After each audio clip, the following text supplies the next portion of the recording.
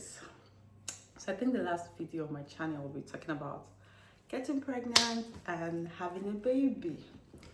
Unfortunately, I'm coming with a, what do we call this? I don't know the word to call it. I'm coming with a booze from my last video. Because I don't think anyone will see this coming or what's food. Like, I don't think that's the next content somebody would have expected. But yes, here we are. So today is the 11th of March 2025, and it's exactly 2 months I lost my baby.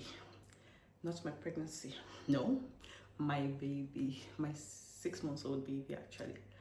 But yes, let's get right into it. I know this is already shocking, but yes, this is a vulnerable video, by the way. I'm going to be very truthful, very open.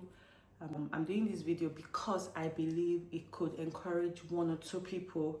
I remember going through this phase of my life, and a lot of videos I came in contact with kind of encouraged me, kind of like just strengthened me, just made me have hope. And I know that there's an assignment to this pain. However, I also know that this video might come as an encouragement to some people, to people that probably have gone through it and they feel like they needed someone in that shoe that understands. So this video is for the purpose of anything good. I'm smiling now. I really hope I kind of maintain this energy to the very end. So yeah, I've titled this series because I'm going to be doing it in 3 parts, because I don't exactly want to drop it all at once, only because I feel like the phase I went through was actually in 3 segments, and that's what I'm going to be explaining and sharing in this video. So it's going to be in 3 segments, like the name says: pregnancy, postpartum, and loss. Yeah, like I said, today is the 11th of March 2025, and it makes it exactly 2 months that we lost our baby. Like I shared the last video, we were ready to to expand our family, to have a baby, and we worked with it, and boom, God answered our prayers. Our baby came just right at when we wanted, exactly how we planned it, and it was the happiest moment of our lives. It was beautiful finding out. I think I dropped the video of people's reactions. It was very beautiful finding out I was pregnant, and we were looking forward to having a baby. I found out I was pregnant in November 2024. I was in Nigeria. I was back in Nigeria then, and yeah, I found out in Nigeria. I came back to the UK. Of course, from the video, I think I shared that. Yeah, I think I shared all of those details in that past video. So yes, I got back to the UK. I had the actual first physical appointment with my midwife, and yeah, everything went well. The next thing was going to be like my first scan in the UK. I'd actually done a scan in Nigeria when I found out I was pregnant. So 19th of January 2024. Oh, did I say I found out I was pregnant in November 2024? No, I found out I was pregnant in November 2023 because I gave birth last year, 2024, right? Yes, so just to correct that. So January 19th, 2024 was the beginning of, I don't want to call it a traumatic experience, was the beginning of a life-changing, no, I don't have the words, was the beginning of this phase. Let's just put it like that. January 19th, 2024 was the beginning of this phase in my life that went longer and different from what I expected. First scan they do is like your dating scan to see how far gone you had, to measure baby, to check, okay, there's actually a breathing baby, all of those things. Checked, they showed us, oh, see baby, we can see the heartbeat, everything. They were measuring, and then at that point I didn't even know anything was wrong. She just said that baby was on his belly. I think baby was on his belly, and she wants him to be on his back so that she can measure some things accurately. And then she was trying to say that they kept telling me to try to move, turn around, all of that, and so, but it wasn't working. Baby was still like, I'm gonna stay on my tummy, I'm not turning anywhere. And besides that, I was going to take something sweet just to see if it would get baby awake and active. And I remember that we went to buy some cake, some hot chocolate, and some stuff in the shop of the hospital. So I did that, and he did turn on his back. And they were trying to take a measurement So before you even go to the hospital in the UK, I'm not exactly sure if they did in Nigeria, but here in the UK, before you go to the hospital, you have filled the form of what they should check for in that first scan. They'll write, there's a lot of like complexities that can happen with baby, so they ask you if you want to check. There are lots of names about it, but I mean, I think I said no, I didn't want to check, because you sign if you want them to check before you go there. I think we adopted for there's no need to check, because I mean, we're very certain that nothing is wrong with baby, so we didn't sign for it or anything. But I think generally they'll just look around baby to be sure that everything is fine, that there are no issues or anything. So apparently she was trying to get a measurement, and they measured the distance between the fluid and baby's neck. I think those are like, there are different things that give signs of when something is wrong with baby. That is one of it. And apparently I think she was in between, saying that the thickness between the fluid and the neck was quite a lot, but she wasn't exactly sure, because she felt like, oh, maybe because baby was not in the right position, or not being like over cooperative in staying in the right place. But then she could sense it, so she told us that I mean, that's when she explained that normally the thickness between the fluid and baby's neck is something that signifies if something is wrong with baby, and she suspects that it's a little bit thicker than what it should be. So I was like, just to be sure, she'll call another midwife to come measure it and see, just check and get another opinion to see. And then she called the person, and that person was like, actually some measurements are okay, some are giving that increase, which signifies something is wrong. That just to be safe, they would advise me to go for a further blood screening. So some of those things that they've listed, that they would advise me to test for it, to be sure. And I mean, that they know that I've said I do not want to do it, but advice. So they gave an explanation of what all the blood tests is.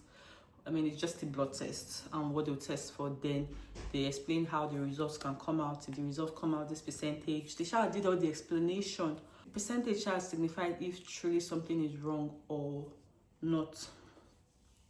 After the whole long story back and front, I mean, I was certain that nothing is wrong with baby.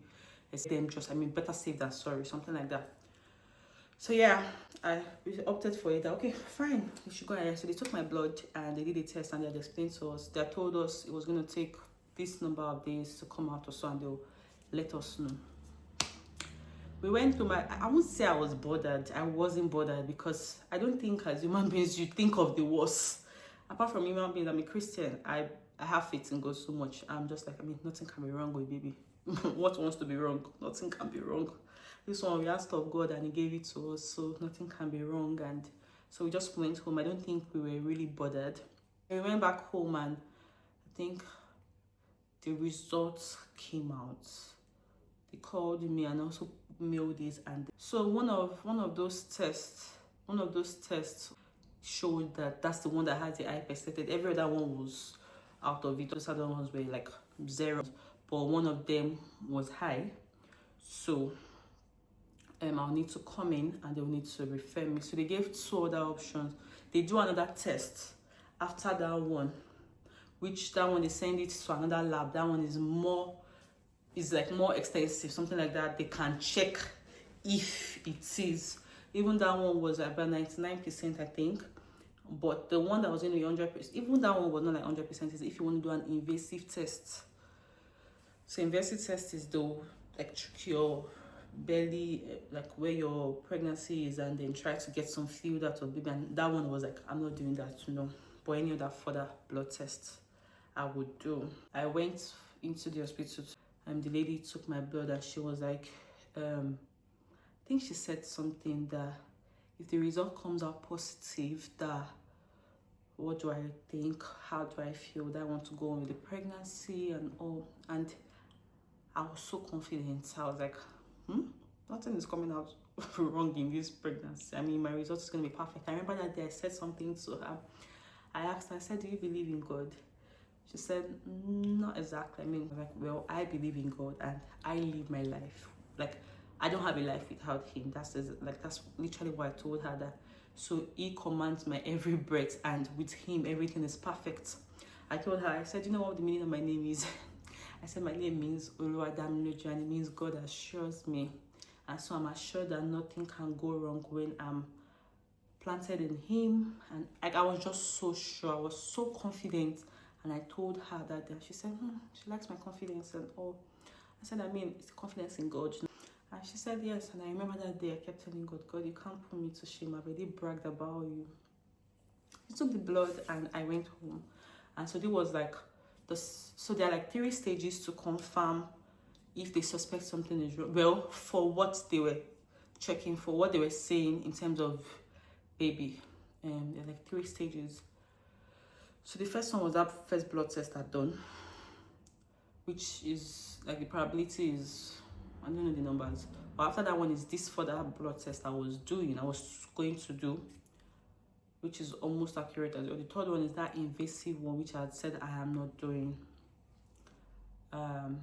So I did that second test, and long story short, it came out as high risk as well, like probability of baby having a genetic condition was high.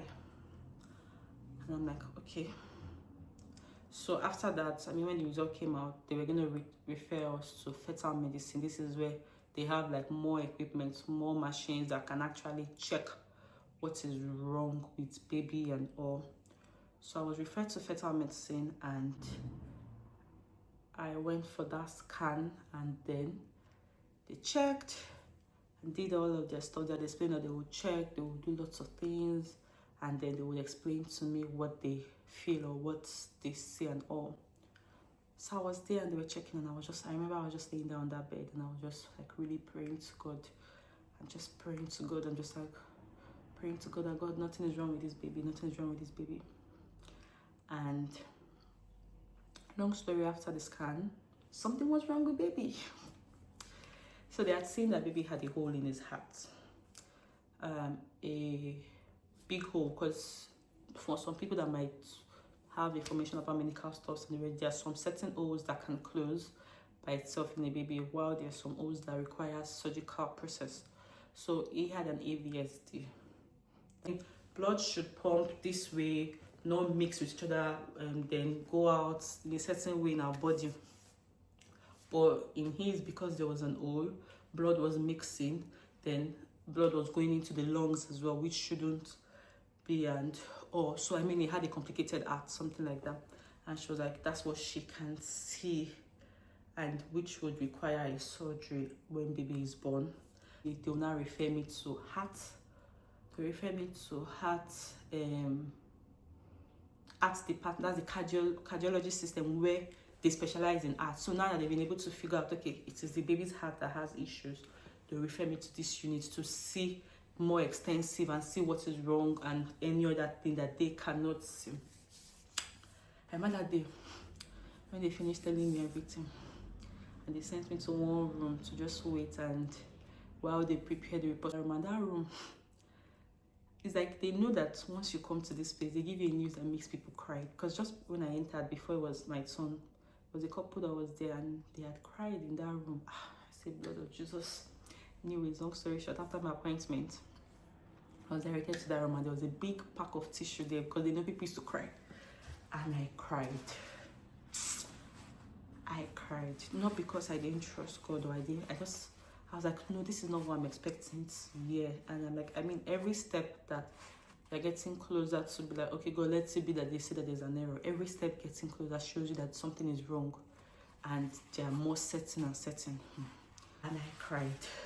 I cried so much in that room. And when they were done, I stood up, I told myself, I reminded myself that who has said a thing when God has not spoken? I mean, the enemy comes with news, but God has the final say. I was so sure that no, it was going to be wrong. I mean, it's easy for them.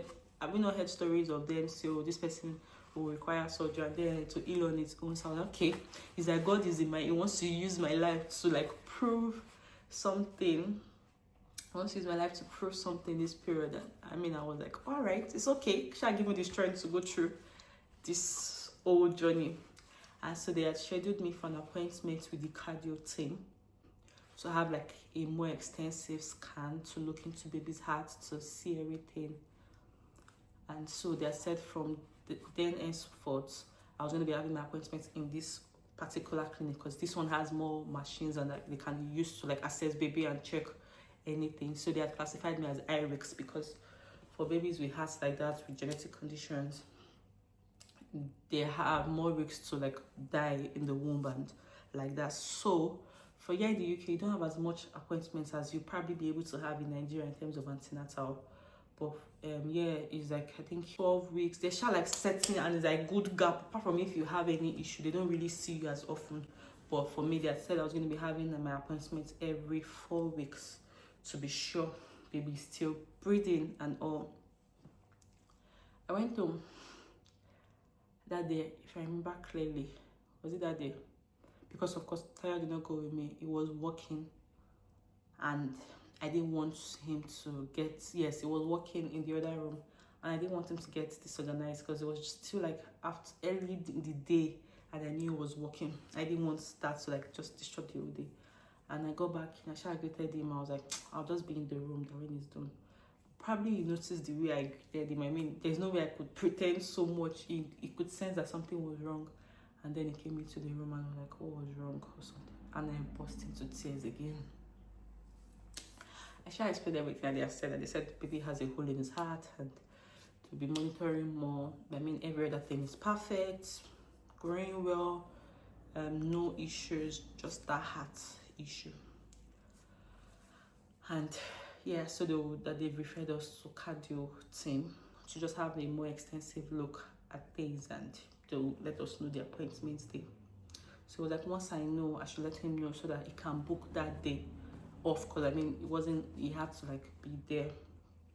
So my next appointment, so unfortunately I didn't get a cardio appointment before I went back for my follow-up appointments in that unit, in that fetal medicine unit.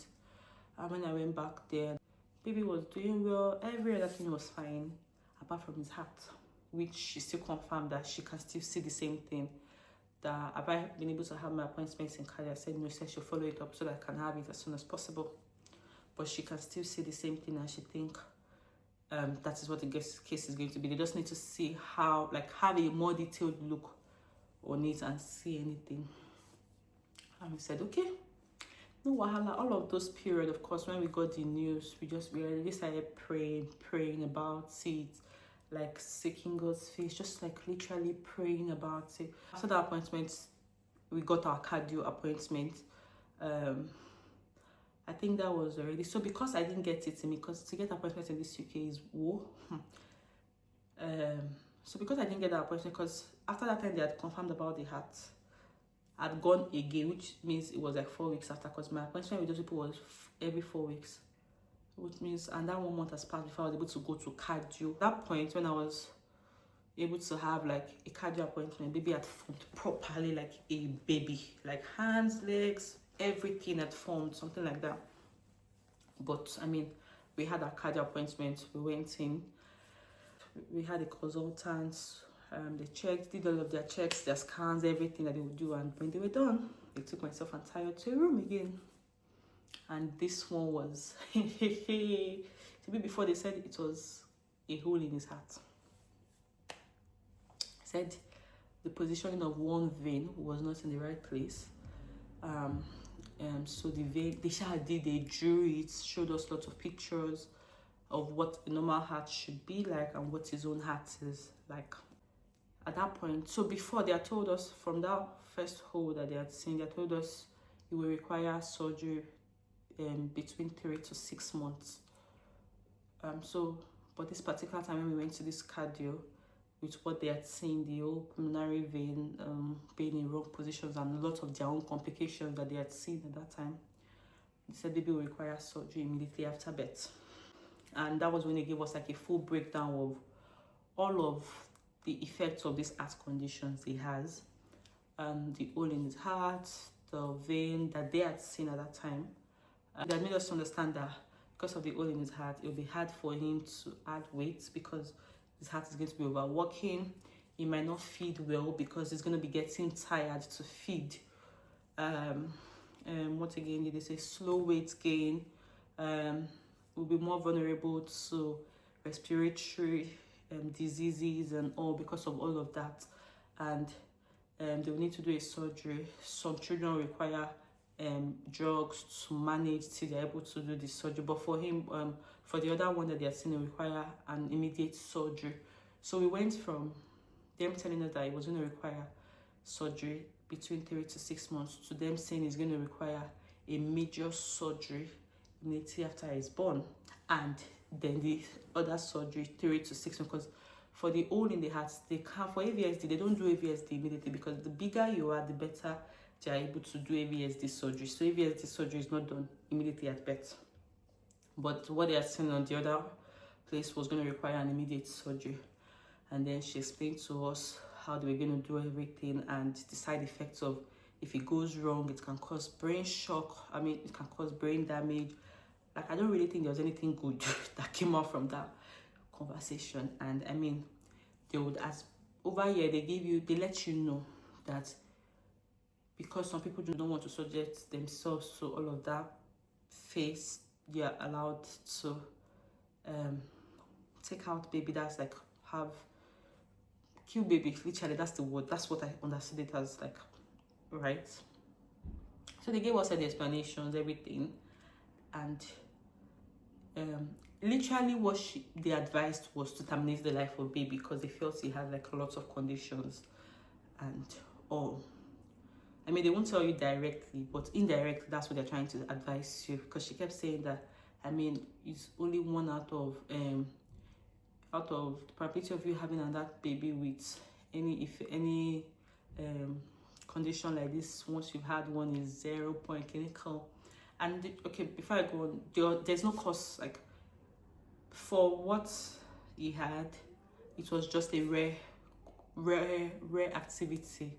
So it's not like it was something that cost it. It's just all this one out of this thing that happens to children. I'm like, wow. And unfortunately, I happen to be all this one out of this thing. Anyways, long story short, because I'm already going really far and I need to make this video as fast as possible because I'm still in phase 1. I mean, it was a tough journey. Long story short, they were more advising of to terminate baby. And at that time, like, I'm like, this is already a baby. This is not like beginning of when you do abortion. Like, I mean, so I just asked her, I said, can we go home and talk about it? Do we have to make a decision right? She was like, no. Remember, we went back home and Tayo had to go back to work. It works from home, so you just had to like go back to start working. And then I was inside the room and I cried.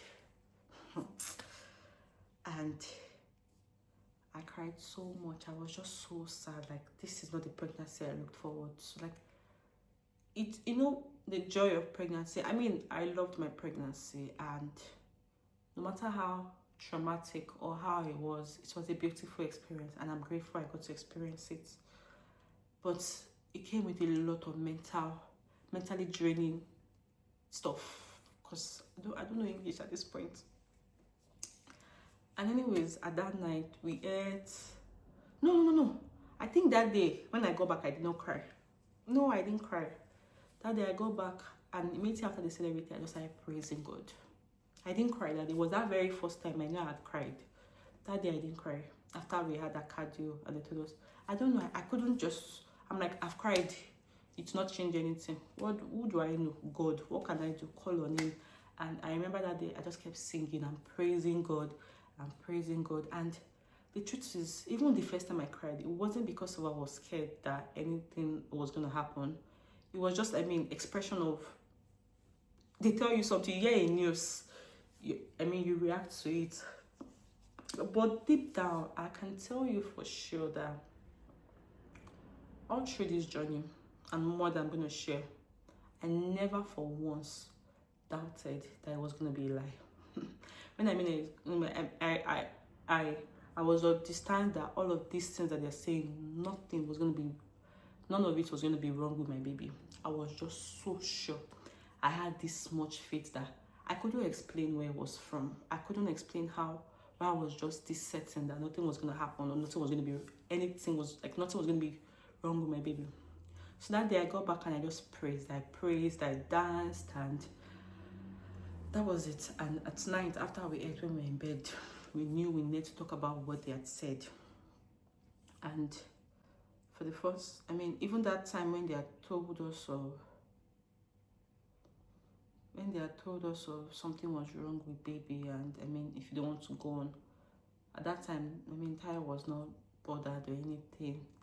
But I think after this particular appointment, because of how they had explained of all the surgeries that a newborn baby was going to go through and all, it didn't sit well with Tayo.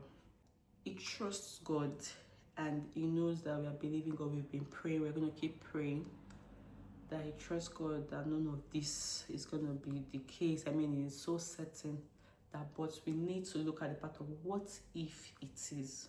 And I wasn't just having it. I was just like, it cannot be. It cannot be. And my backup point was like, everything in the Bible that talks about children is children are the heritage of God. Children are gifts of God.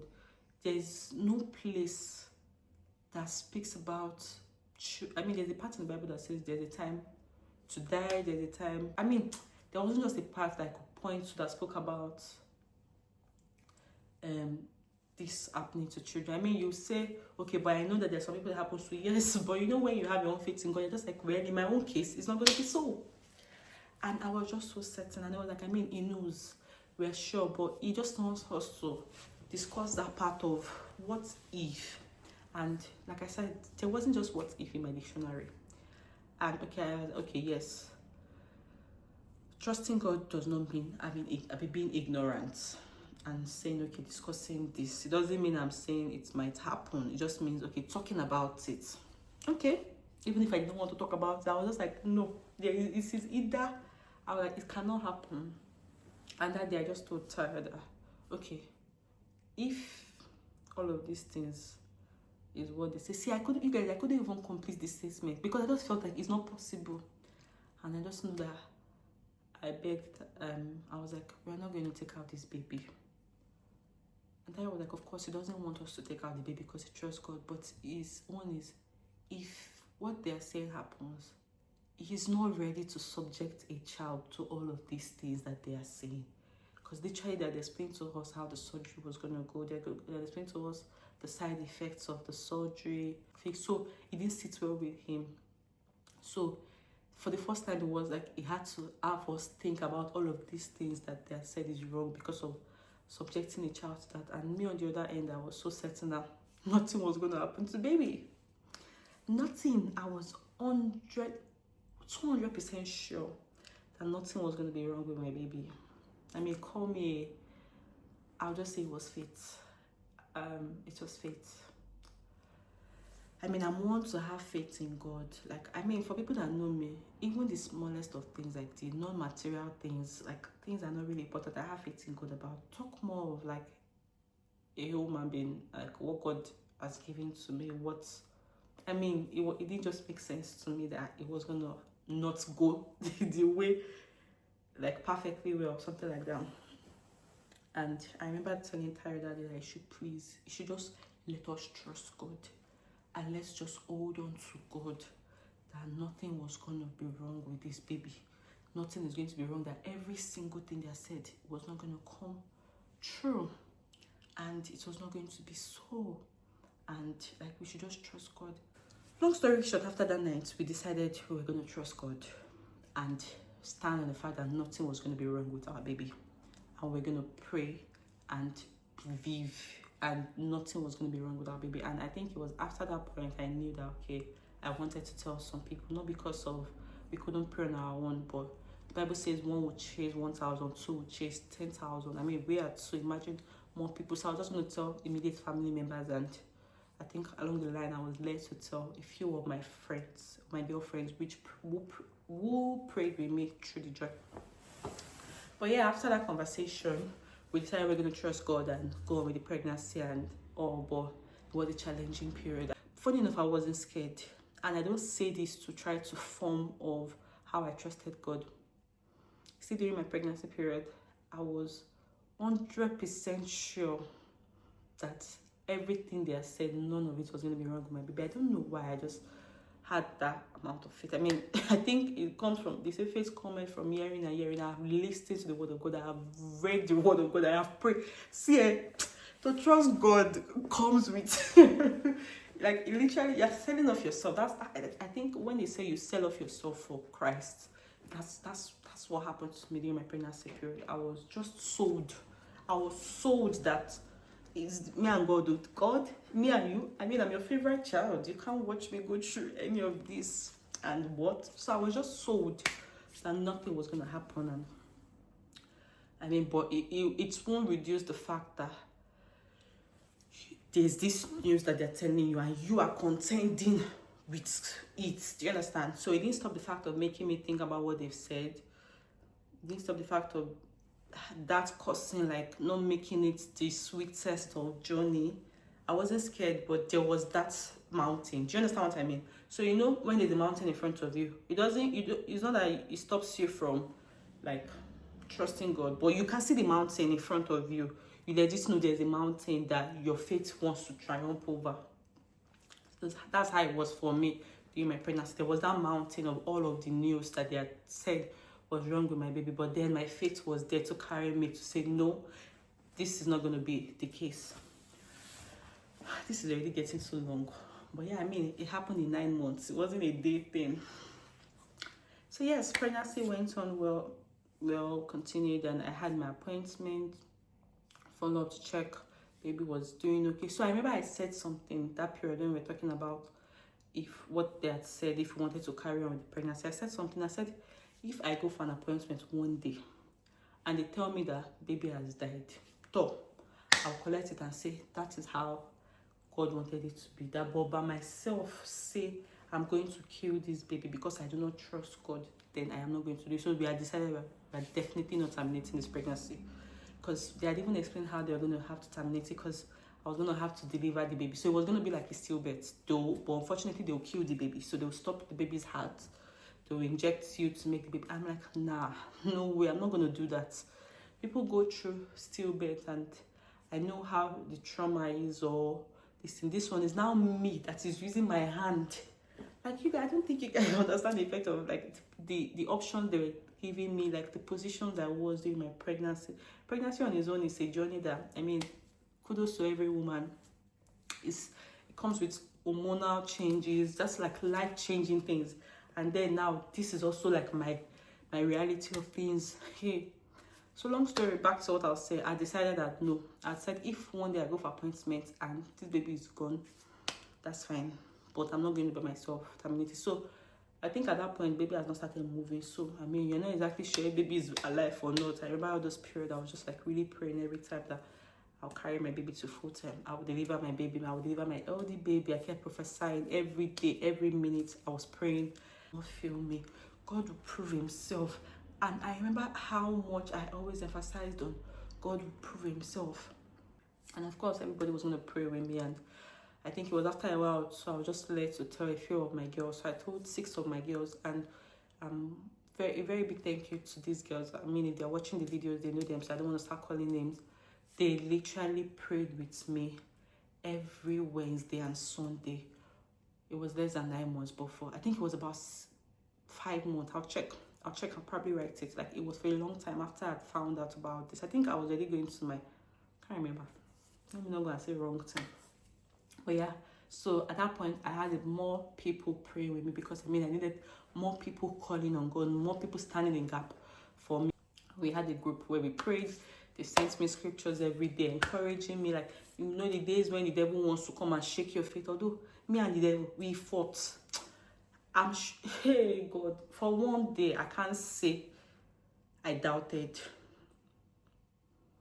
It is not for me not trying to back. There was no single day that I sat down to think and say, what if all of these things that they have said is true? I don't know why. I just had this level of faith. I was just so certain. It's just like, let me give you an instance. So this one is even a very minute thing, but that's how much I trust God when I say I trust God. My wedding day, I was going to have an outdoor wedding for my joining, and it was raining season. Whether this one I said it was going to rain that day, this one I said it was going to rain that day. But I mean, I said Me, I've told God I want to have outdoor wedding. It is not going to rain. My senior brother said, okay, yes, it's not going to rain. We trust this thing you have prayed. Let's have a backup tent in the hall, outside the hall, because the hall I even used was very big. Like, just in case it rains, let there be a backup that can this thing. And me, I said no. Me, when I trust God, see, I didn't used to have backup. I used to trust him wholly. Like, I'm like, God, is either you do this or I don't have another option. And I was like, no, I'm not going to set up anything. It is not going to rain. And I remember, so, I mean, apart from trusting God, I always actualize my faith. I always, like, do things. Of course, it's not just about making mouth and just saying no. I mean, of course, you know you're grounded in God when you have faith in God. And I remember that day, there was a sunny day. And I was like, I'm going to go and claim this weather. That this weather is going to be my wedding day weather. And I stepped outside. The weather was hot and, like, warm. No rain. And I walked around the streets that day. My streets in Surulere, Lagos. I walked from the beginning of the street, and all I was doing was proclaiming and claiming that this weather was going to be the weather for my wedding day. On the way, the weather became dull a bit. So that's when I went to rain. I'm like, God, I already claimed this weather. It cannot. And immediately after a while, it became sunny.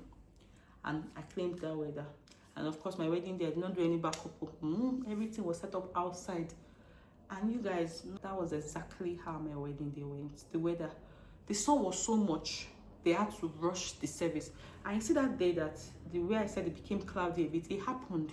And for a minute, I was like, what's happening? And something just reminded me, you claimed that exact day. It's just the exact day what happened. I was like, my God, you are too good. He just wanted me to know that he heard me, that it wasn't a coincidence. And I'm like, thank you. So that's how, this is just for weather. This is in case of like things like that. And that's how much I trust God. How much more when it comes to like life issues. I trusted him so much. And I was 100% certain that nothing was going to happen to my baby. And I continued my pregnancy journey. I mean, like I said, it didn't mean the mountain wasn't there, but it just helped me. So my pregnancy one was the one I was battling faith, and it wasn't the one that you was just smooth, just having. And to think about a bit, to mention, apart from first trimester wahala, because first trimester shouldn't be shiggy. I had morning sickness. Is it only morning? I had morning, afternoon, night sickness. I mean, I had everything of first trimester wahala. I was like really sleepy. I had food aversions for first trimester.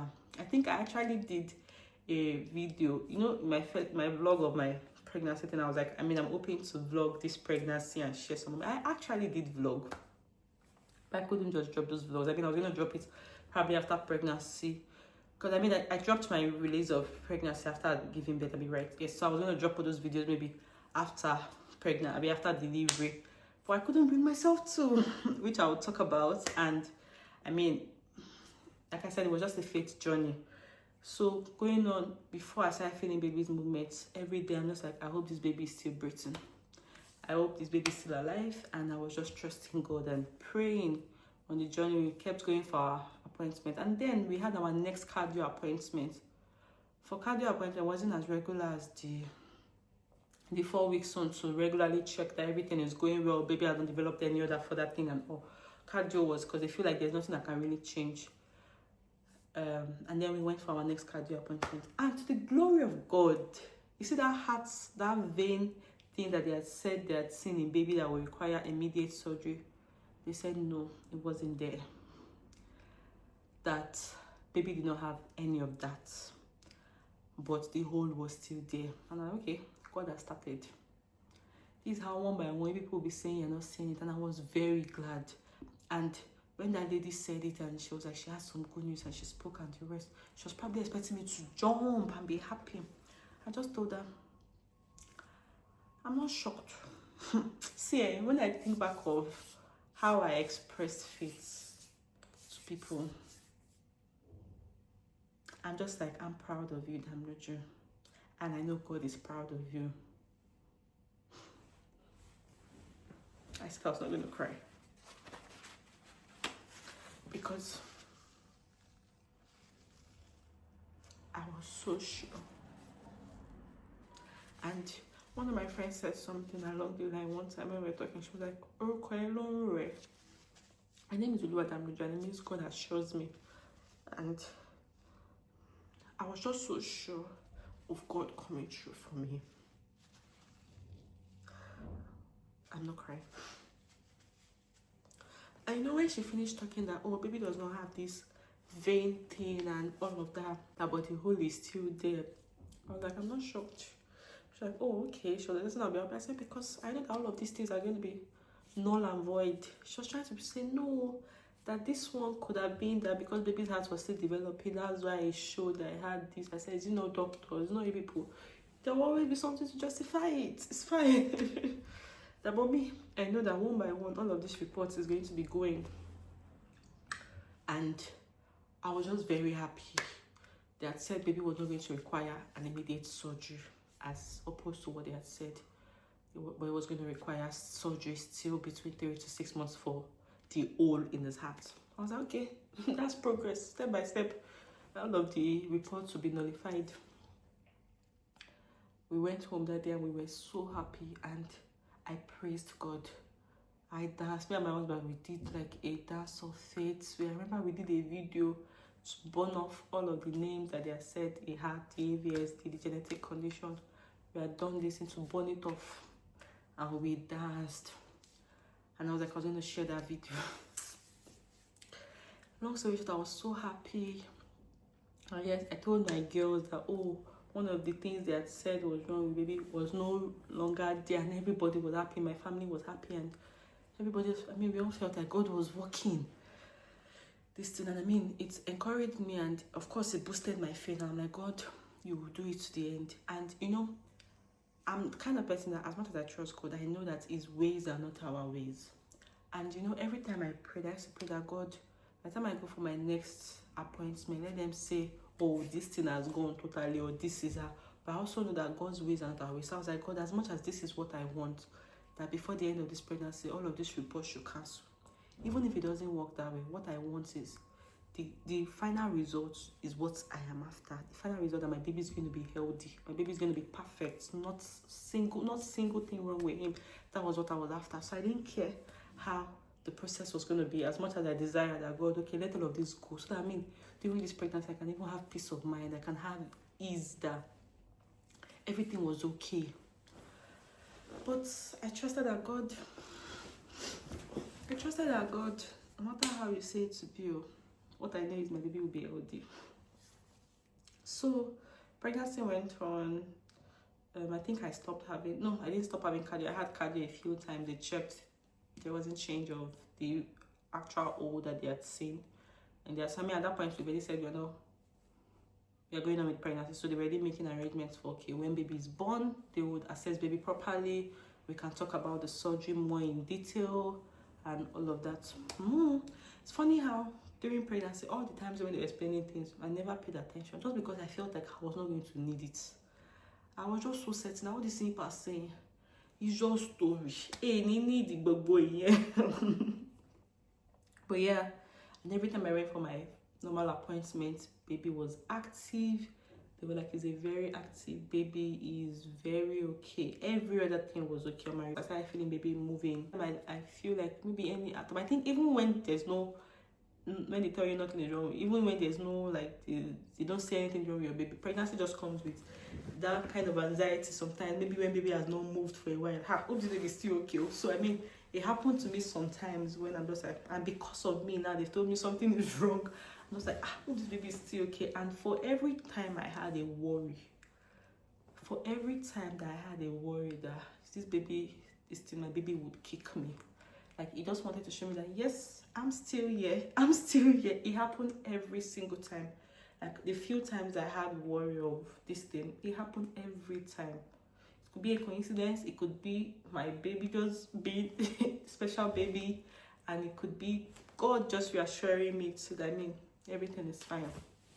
And yeah, pregnancy went on. So I think I forgot to mention, as I was getting closer, they had made me understand that because baby is at high risk, they would normally not wait for me to go into labor myself.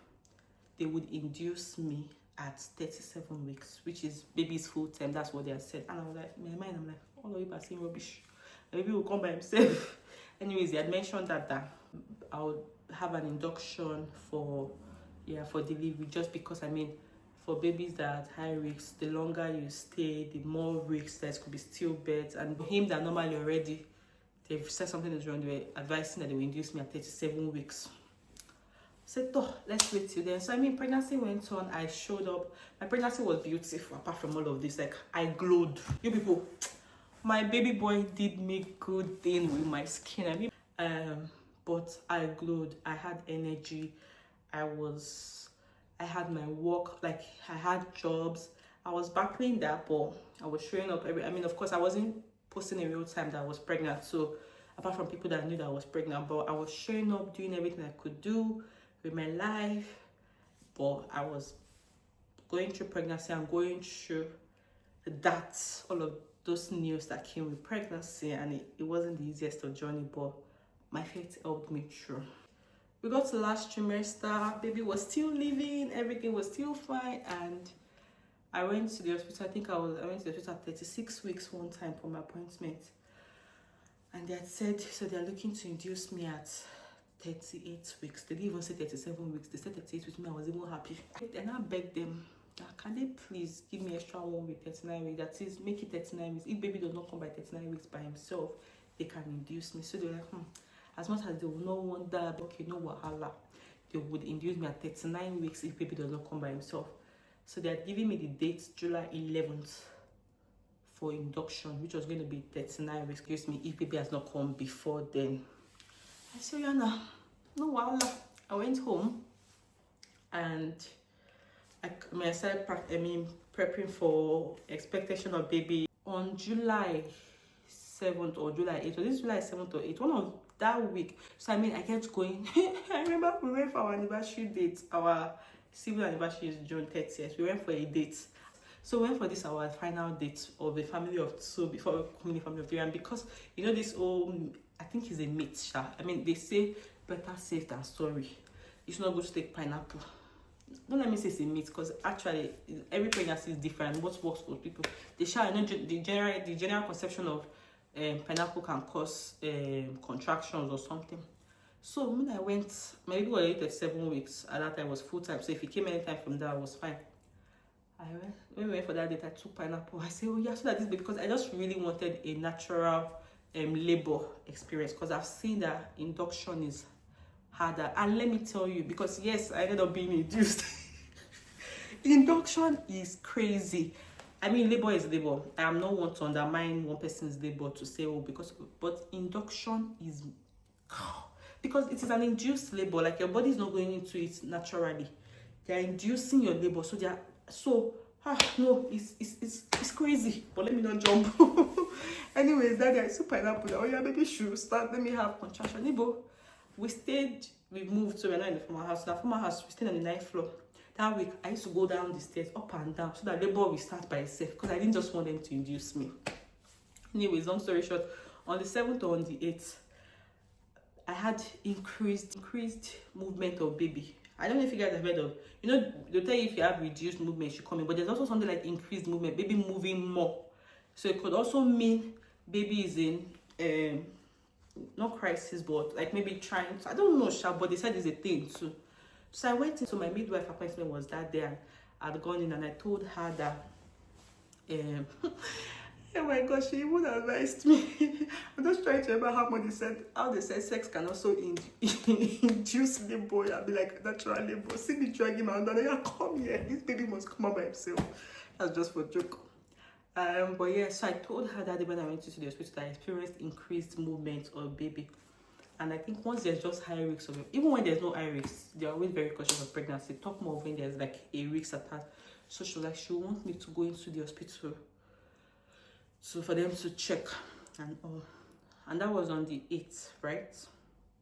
Yes, that was on the 8th already. So I went into the hospital that day, and they did this test where they like to measure babies' movement, to see if they are okay. So they did, and they were very, very convinced of baby's movement, and they're like, since I'm already scheduled for induction on the 11th, that day was on the 8th, that they would have asked to do it earlier. I was like, which kind of wahala is this one? People have allowed me to do my 39 weeks, and wait if this baby will come by himself. But they're like, there's no difference. Today is 8. induction day is 11th. I mean, they won't do it on that 8th. They just said they'll plan to do it tomorrow. That's on the 9th. So they told me to go in, get my stuffs, and they'll start induction for 9 days. On the 9th of July, I packed my bag and baggages, and I went into the hospital to go and give birth to this baby, anxious as at how all the journey has been. And I'm like, God, it is time for you to show yourself. It is time for you to show yourself and show these people that all of these things that they have said, nothing was going to come out like that. And then I went into the hospital. They started the first process. They put the rods on the 9th of July when I went in for the induction. On the 10th of July, in the morning, 2 a.m., they switched to the hormonal one since the rods had not done anything. That was 2 a.m., I remember. At 5 a.m., I woke up and I was really pressed. I was like, I want to poo-poo. That was what I felt like I want to poo. So I went to the toilet. I tried. Nothing was coming out. I came back inside. I went again. I was just really restless. Like I wanted to poo. Actually, that's labor. At time, contractions has not even started. I was just like weak. But hey, no, she noticed that I was going in and out to the hospital. She came. She said, "Are you okay?" I was like, I really want to poo that, but not coming. I was like, I should please. So you know when you're going into labor, you tell the nurse that you want to put, they know that baby is coming. So she's like, please just lay on the bed and let her check me. That this can be sign of labor.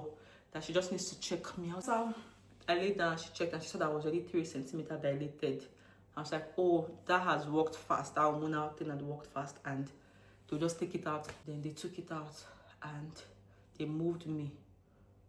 So that was already 5 a.m. So like by the time I woke up like that 5, so by 6, 7, they took me into the delivery suite because they saw that I was already dilated and I was starting to have contractions and baby was coming. That was 10th of July. I don't want to make this video so long because we still have 2 episodes to go. But yes, I went in, and good thing, thankfully, they didn't have to do any further process for me. They didn't have to like give me hormonal drip because it's induced labor. From that moment, after that thing, my body did everything. My water broke. I was dilating, and to God be the glory, I did. But it was painful. The contractions were crazy. The pain was, guys, labor is no joke. Kudos to every woman. Like I said again, kudos to like you guys. We are the real deal. I just kept shouting. Long story short, at 2:51 p.m. my baby boy was born, and I heard the most beautiful cry, and oh my God, it was just so beautiful. But apparently I had a massive tear after delivery, and I lost lots of blood. Like I had, they call it 3rd degree tear. I mean, sometimes you might have tear, but the ones that are major is like 3rd degree. So I had a 3rd degree tear, and I needed to have stitch for them to stitch me. So they allowed me to just bond with baby, and they rushed me straight out. So I wasn't even able to like check baby or anything. And then I went in for stitching into it. Thankfully, labor was successful. Baby was fine. They did the stitching, and after a long time, they took me back to the ward. So I'd been away from my baby for over 3 hours after I put to bed, actually, because they were stitching me and trying to like ensure. They had to give me 3 pints of blood because I lost a lot of blood. And then I went back and I saw my baby, and it was too beautiful. It was just too beautiful. And of course, I kept trying to ask Tayo, and while I was there, did they come to examine baby? Have they said anything is wrong with him? So for the genetic condition that they are said it was gonna have, they have physical appearances actually that makes you know that they have. And I can't exactly say if I saw it at that time that okay, yes, be like say this the way they talk, will be like say not true. I think I wasn't exactly sure if it was there. Or you know, when you have faith, even when they say faith is you see something like this, but they say you are hoping that it's not like this. So I was trying to ask Taya, they said anything. He was just about, I should relax. I've just gone through labor. Look at our beautiful baby. Everything. This thing, I mean, was fine. He just wanted me to get well. And it was just too beautiful. That's just all I could keep saying at that point. It's too beautiful. It's too beautiful. Long story, after I was fine, they moved us to neonatal unit. because they wanted to check baby and all of the things that they had said and to ensure that it's fine. And long story, after they did the examination and check and this, everything they said baby was going to have, he did have it.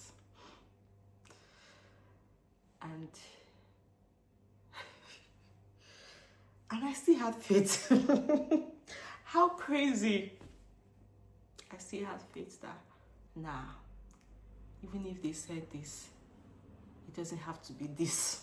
So they had done like a little examination to know if he had the condition and the heart, the hole in his heart, and they had said yes, that I did have it.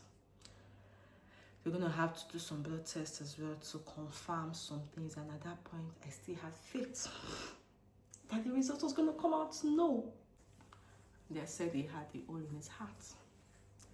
And so because of that, because they have to observe that he's fine, he's breathing well, he doesn't need breathing support, I was in the hospital for additional 2 days. I put to bed on the 10th of July. I think I was discharged on the, I'll confirm and just write it, I think on the 14th on the, yes. Unlike normally in the UK, if you don't have any issues, see, in 24 hours they discharge you because they need their bed. Yeah. This is where we say everything that they had said happened during prayer was, Abida was going to have, he had. And at that point, how did I feel? I still trusted that God is a miracle worker. My baby was here, it was alive, it was beautiful. We're going to take it one step at a time. Was I disappointed? We'll find out in the next video. So this is the end of the series, Pregnancy. And this was how my pregnancy went, and it was how it ended. I'll be back with the next series where I talk about postpartum, dealing with everything that was wrong with baby, and generally how that phase went. Thank you guys for watching, and I just want to say something. I realized after 1 year that faith is not trusting God. It's not only trusting God with no atom of doubt that I will do something, but faith actually has different definitions. Initially, I thought faith was trusting God with no atom of doubt that I was going to do something and He was going to do it. But I realized that faith is trusting God. Even when that thing you've trusted Him for and felt He was going to do, when He didn't do it, you still saying, I trust you. That is faith. I'll see you guys in my next video. Thanks for watching.